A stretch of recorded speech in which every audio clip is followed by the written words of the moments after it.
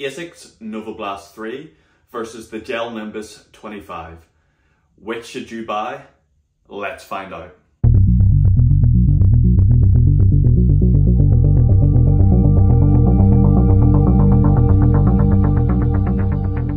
Welcome back, guys, to Running and Research with Chris, where we all do the running, but I do the research so you don't have to. So today we're going to be looking at a comparison between two of the bigger players in the daily trainer market, the NOVABLAST 3 versus the Gel Nimbus 25.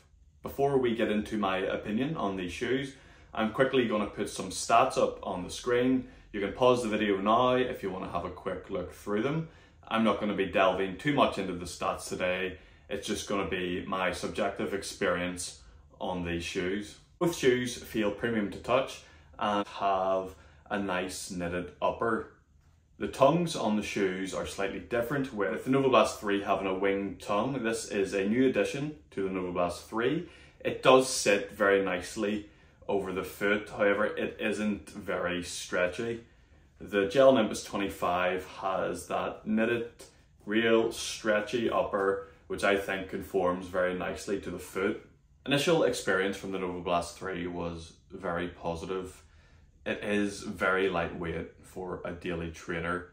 Since the NOVABLAST 2, a real bonus in this newer model is its wider base. It does make the shoe feel massively more stable. The shoe is probably the most aesthetic daily trainer on the market, especially in this fire colorway. The lines and grooves carved into the midsole really do give it that race car feel.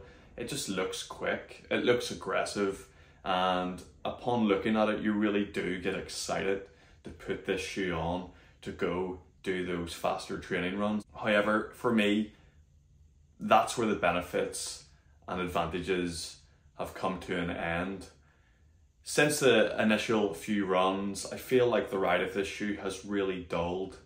I don't feel it to be as responsive anymore. It's probably a bit too firm for my preference, as I mainly run on concrete, and when I'm doing my recovery runs, sometimes in the shoe at a faster pace, or I'm doing my intervals, I really do feel the impact of the road beneath my feet, and personally I don't really enjoy that. Because of that feeling, that's why I really wanted to move into something that was a bit more cushioned. That's where the Gel Nimbus 25 comes into the picture. My initial thoughts on this shoe: I absolutely love it. It feels incredible. It's very soft underfoot. Yes, it has the same midsole rubber as the NOVABLAST 3.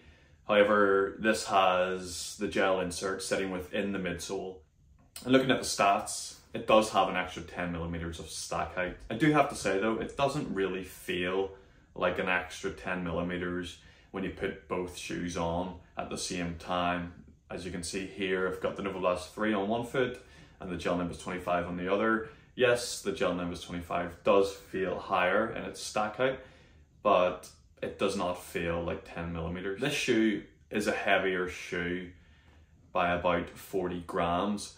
However, it really doesn't feel like that when you're running. This shoe definitely runs lighter compared to its specification weight. The Gel Nimbus 25 is also extremely comfortable and snug. It's definitely a true to size fit, as where the NOVABLAST 3, and I've seen other YouTubers say the same thing, they feel like the toe box on the NOVABLAST 3 is a bit roomy, and you may be better off going half a size down for that shoe. I was also very surprised when I wore the Gel Nimbus 25 on one of my fartlek training runs. I was really expecting it to feel a bit more sluggish when I was going into my 30-second efforts. However, it really did feel like I could pick up the pace in this shoe. It felt bouncy, it felt soft, it felt protective. And as I said, it does actually feel quite light. I find with the Gel Nimbus 25 that I'm much more excited to lace this shoe up, put it on, and get out there for my recovery runs and my training runs. I'm still experimenting with it. I'm still getting the feel for the different paces. However, I haven't had any negative experiences with this shoe. My final thoughts on the comparison of the two shoes. The NOVABLAST 3 very good looking, and I believe you can already find it for about £120, which is a much more affordable daily trainer, especially if the shoe works better for you. However, I just didn't fall in love with the shoe.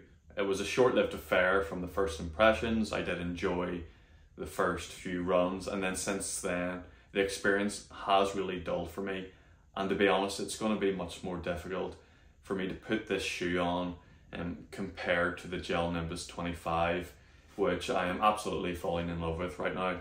As I said, it really does tick all the boxes for me. Yes, the biggest negative and downside of this shoe is the price point.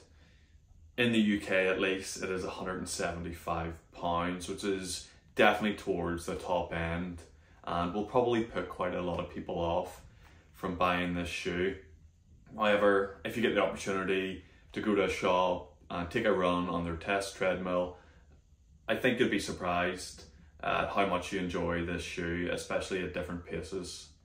The NOVABLAST 3, at this point in time, I feel like I'm probably going to remove it from my rotation. I'll probably sell it on and look for a shoe that's more specific to that threshold pace, maybe an Endorphin Speed 3, a Magic Speed 2, or even look into the Puma Nitro lineup to see if I can get a shoe that is a bit more tailored to running at faster speeds and is a bit more comfortable.